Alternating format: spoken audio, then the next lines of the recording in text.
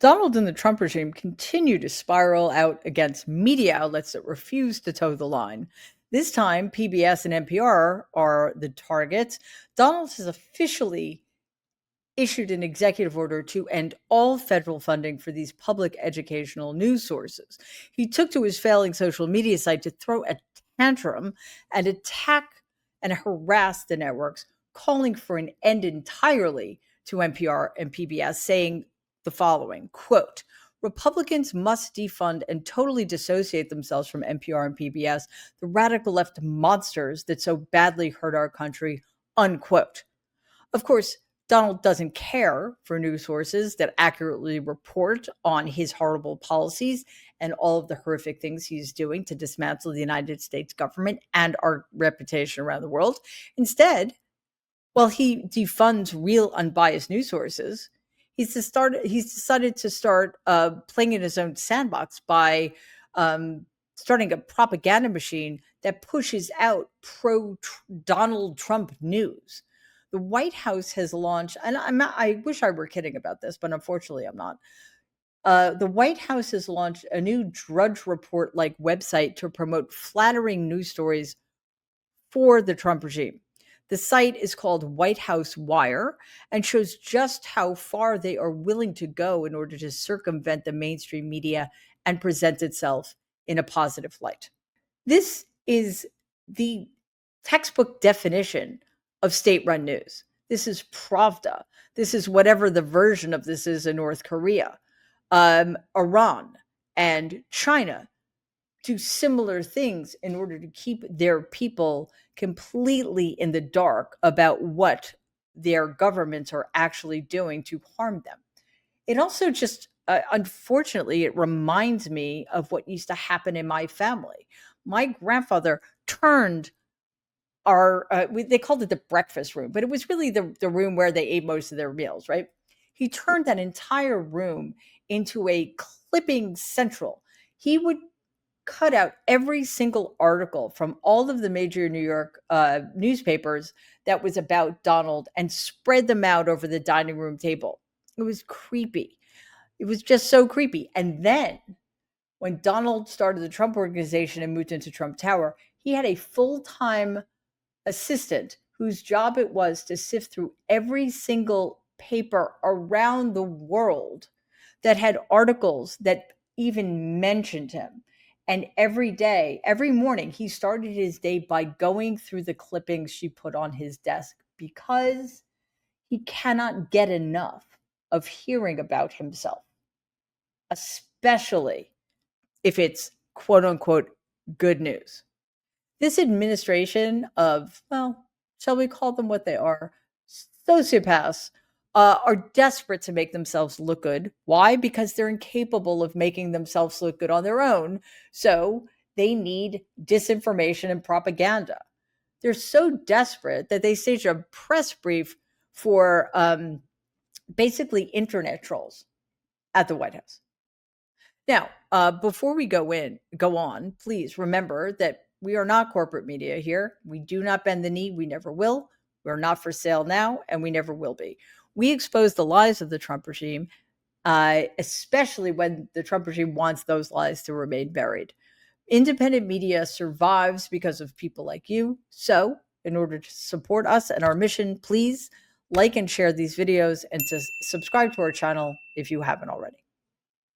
As the Trump regime attempts to take over the media with its lies, or I should say, subvert the media with its lies, they are seemingly trying to be cool and seem relevant at the same time, which, I mean, these guys are too stupid to walk and chew gum at the same time. So the idea that they could be cool ever or relevant, let's just say it's completely beyond them. Last week, Caroline Leavitt hosted 3 members of New Media Briefs, the fake White House press briefings for MAGA influencers. The scenes were bizarre and full of bloated, made-for-camera questions from right-wingers who have spent way too much time in internet dark web chat rooms to the point where they don't have real friends.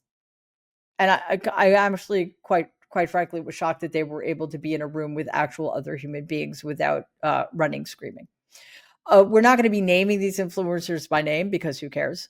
Honestly, who cares about them? But one racist kicked her question off with an attempt at a joke.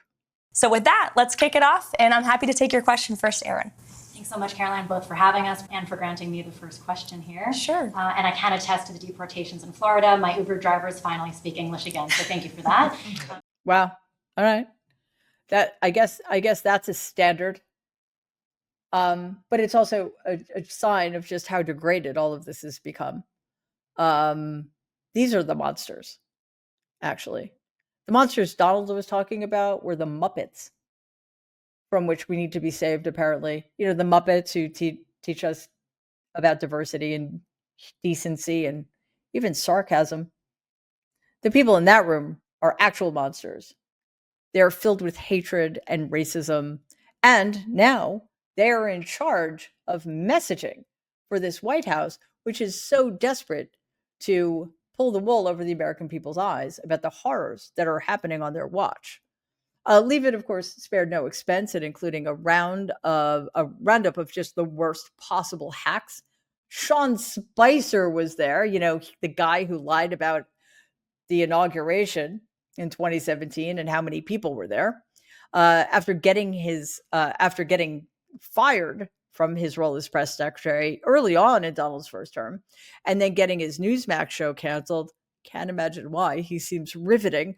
I thought we had a bipartisan agreement that nobody cares what Sean Spicer has to say about anything, and certainly doesn't care what questions he has to ask.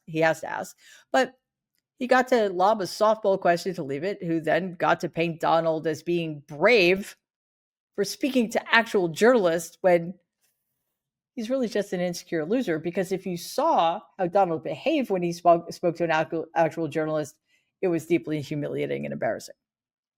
Then there was the TikToker and former Robert Kennedy staffer who actually funny people on the internet nicknamed MAGA Malfoy. Are they funny? Perhaps if you understand the Harry Potter reference. He used the opportunity to kiss Leave It's ass before heading back. And I'm not judging. I'm just reporting the facts like they are. His incel dungeon. The White House is crawling with kids. You have a young, beautiful baby boy. There are babies everywhere. There's so many young folks on staff who have kids. But the last 4 years under Joe Biden, parents were really stressed and ravaged. They had to take on 2 or 3 extra jobs. Depression rates were up. Suicide rates were up. You're a very high-profile young mother who seems to juggle and balance it all beautifully. What advice do you have to young parents out there who are starting their careers, having kids, building families, and trying to find that balance so desperately? Yeah, well, it's a great question. And first, to the heart of your premise, it's true. The president has empowered not just me as a young mother in this role, but there are so many new moms and dads on our senior staff in the West Wing, but also across the entire administration. There are working moms and dads who are owing our country public service for President Trump while raising young families, and the president really empowers us to do that. I had to be honest with you, when I first saw this clip, I thought it was a Saturday Night Live sketch. And I'm not kidding. Secondly, is this a press conference? Who cares what Caroline Leavitt does in her free time? I don't care if she has it. I'm actually horrified she has children. Sorry, kids. But nobody cares. Also, the idea that things were worse for families under Joe Biden or people with children is, well, I'd say it's laughable, but it's just horrific. It's amazing to me that these people act like they're always looking out for our children when every single policy they are promoting that has anything to do with children makes it very clear that they don't give a shit what happens to our kids, at least after they're born. Not entirely sure they give a shit what happens to them before that, but they have a point to make in a culture war to win. You have to remember, we are the only developed country in the world without national maternity leave. Speaking of maternity, maternal mortality rates in this country are horrific, especially for Black women. So, again, as the regime attacks PBS, where programming like Sesame Street was created to fill in education gaps for underprivileged kids, or, those of us whose parents didn't teach us anything about empathy, they're also continuing to bar the AP from the White House. Yet, at one of these ridiculous kabuki theater press briefings, so-called press briefings, they platformed a man who was kicked off Twitter for posting gruesome images of child sexual abuse. That would be that guy. They even included an influencer who was once convinced that the moon had disappeared, probably because it got cloudy and she couldn't see it. The regime's attempt to paint themselves in a positive light are pathetic and, quite frankly, dystopian. But because it's a day ending in one, some corporations are actually continuing to kowtow to them. Take Paramount, for example, the most recent egregious example of what's happening. There have been updates in the lawsuit between the media giant and the loser, Donald Trump. And here's CNBC with the latest. Reports say the board of CBS parent Paramount agreed earlier this month on terms for a possible settlement with President Trump over a 60 Minutes interview that President Trump claims was deceptively edited. Those reports say that mediation in the case is set to begin today. Paramount's controlling shareholder, Sherry Redstone, is believed to favor a settlement in the case, even though many First Amendment experts believe Paramount would win at trial. The company is currently awaiting government approval in a deal that, if completed, would see it sold to Skydance Media. Okay. This is so appalling. I'm not even sure I can describe to you how appalling it is. Donald's lawsuit is frivolous and absolutely without merit. There is no way he would ever win it, ever. There is no reason for Paramount to settle. Paramount should stand on principle here and essentially tell Donald to go fuck himself. But Paramount wants a merger because they want more money for themselves and their shareholders.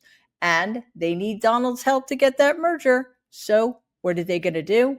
They're going to essentially allow the First Amendment to take yet another hit and further enrich Donald Trump simply because he's in the Oval Office and has zero compunction about using the powers and privileges inherent in that office to steal from us. Paramount has been getting major heat in all directions for their cowardice, although I'm not entirely sure they care. That 60 Minutes episode in question got nominated for an Emmy Award for Outstanding Edited Interview. Awards and attention for the edit of an interview that Donald claims was edited to make him look stupid. Thank you, Television Academy. That, I think, is an example of what they call the Streisand effect. It's also poetic justice. And it's a swipe like cowardly, craven, greedy people like Redstone who refuse to use their power to push back on the fascism that is taking over our country and endangering the profession she should at least care about. Similar commentary came up in a recent episode of The Rehearsal, an HBO series starring Nathan Fielder. Variety reporter Ethan Shanfield explained the situation on Twitter. Quote, Paramount Plus erased the Summit Ice Center episode of Nathan for You due to sensitivities around anti-Semitism. No, Nathan Fielder depicted the streamer as Nazis in The Rehearsal. Sources say Paramount Plus was not given a heads up, unquote. Summit Ice is a company Fielder launched, which has raised millions of dollars towards Holocaust awareness. So the hypocrisy there is stark. Well done, Paramount. Just keep it up. Keep it up. And pretty soon, people aren't going to understand why it matters that we need to continue to remember what happened during the Holocaust. Cowardice should and must be called out at every opportunity. We need to continue to speak truth through power as we move forward and deal with the continuing unrelenting attacks on the media coming from Donald Trump and the Trump regime. This is a critical crossroads in American history. Corporate media has failed us for a long time, but they continue to fail us at what is one of the darkest moments in our history where their voices really could make a difference. Not just their voices, but their cumulative power, which they still refuse to use. That leaves it to the rest of us. That leaves it up to independent media. Independent media is the only way this country, this democracy, will have a future, because we will never bow down to anybody, and we will always present you with the facts and tell the truth. Please take a second and like and share this video. It'd be awesome if you could subscribe to the channel. If you're listening to us in podcast form, please follow us and give the show a 5-star rating, because it really does help other people find our content. Thanks.